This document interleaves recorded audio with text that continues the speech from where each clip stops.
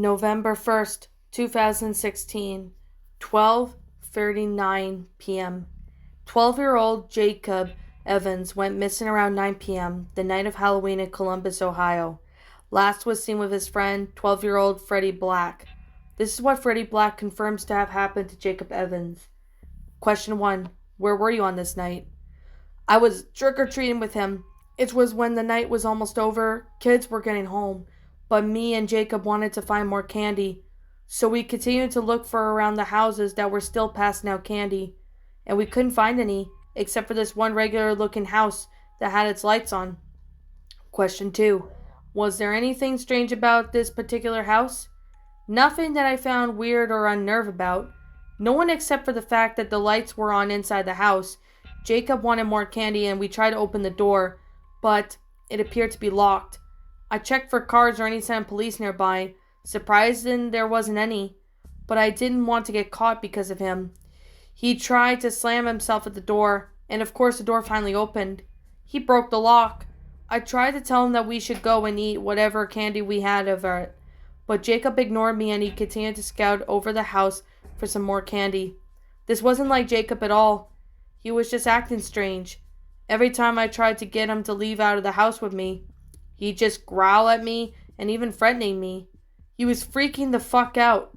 Sorry for the language, sir, but he was freaking out. And I also tried to mention this to him, but I never spoke it off of him. I tried to tell him this, but he never listened to me at all. Question 3. And what did you try to tell him? The house, it was for sale. Nobody lived there. Question 4.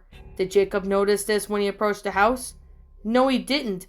I did, however, but when I tried to talk him out of it, he never listened to me at all.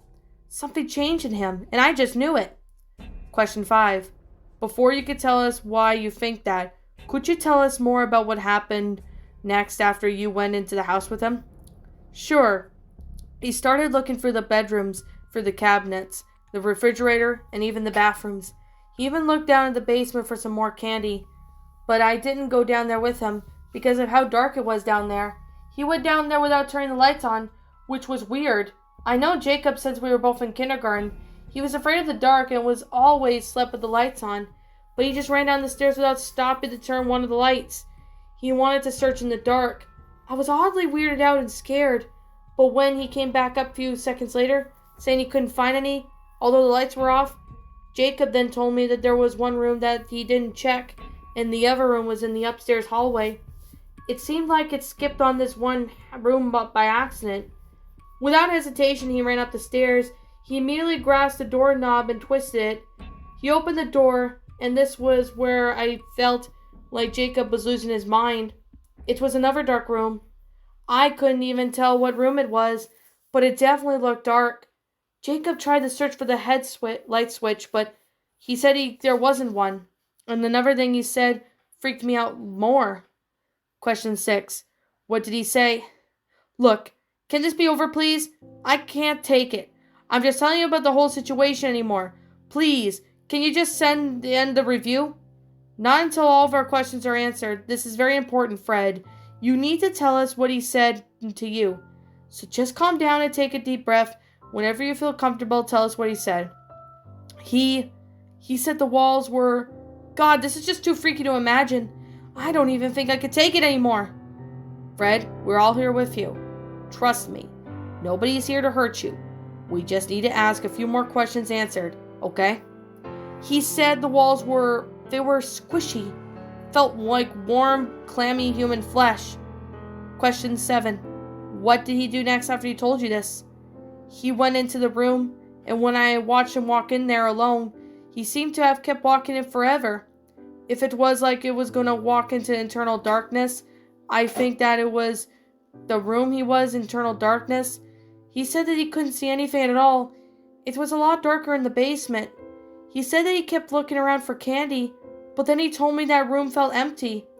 Jacob asked me if I wanted to go in the room with him, but I said no. I already was scared to death. He kept on walking forward. From my perspective, he was small, far away from me, as if it was out in the open. It wasn't normal for a room to be in a house this big, and I thought when he stopped, saying if you found a bowl of candy. He held up the bowl to the brim of candy, which I could barely see. Then he looked up. There was a pull chain just hanging down from the front of his face. I didn't recall it being there because we found the bowl of candy, and he just stared at it, and then he told me he was going to turn on the light so I can go in with him. And then Jacob pulled the chain down, and as he did so, the door shut. Question 8. Did the door shut by itself? Yes, the door suddenly shut by itself the moment I pulled the chain, locking himself in there, alone. I did try to open the door, but it was locked from the inside. Somehow I started banging on the door, trying to see if he was okay in there, and I heard nothing. Just nothing but the sounds of breathing. His breathing. He didn't speak at all. He was just breathing, and I couldn't open the door at all. I tried to break down the door, but the door wouldn't budge at all. I ran to call for help, but nobody answered when I was outside, so I went to Jacob's house to have all of his parents call the police. Question 9. And did the police open the door? They told us they couldn't get the door open. They tried their best, but they said the door wouldn't break open. Jacob was left in there. Or I think he was. Question 10. Why do you think that? Well, when I went to bed that night, I woke up from a loud banging outside noise from my bedroom window. I sat up and turned the lights because I couldn't see what was banging on my window. And as I did, I saw him, Jacob. Question 11. You saw him? At least I thought I did. Question 12. Did he say anything to you? Surprisingly, he did. Question 13. What did he say? He told me he came into the house with him into the room. His skull was crushed. His skull was mashed into many places like a putty. Once all of his eyes were looking up at the sky, the other was looking down directly at me. His nose was bent inwards. His jaw was broken in many directions. His whole fucking skull was crumpled up like a piece of paper. His bloody face. His freaking bloody face. It just won't get out of my mind. Please just end the interview, please. You... Damn you. Please end it now. Question 14. Okay. Just relax yourself. And watch that language of yours and just listen to one more question. Just one more question, Fred. And we promise. Just one more question is all we need, Fred, okay? Okay. What was that the last time you saw him? Yes or no? Yes. Okay. Thank you for answering our questions, Fred. You can go home with your parents now. The interview is over. We got all the information we need. Thank you. 3 days after the interview was broadcast on live television on the local news channel, Freddie Black was found confirmed dead in his bedroom around 9 a.m. Death by taking his own life. He was found dead by his father, 42-year-old Gerald Black. His wrists were cut open by a razor blade. Blood was all over the floor at the scene. Autopsy results were in. The only thing they found with him was a written note, possibly written by Freddie himself, which it will read out loud.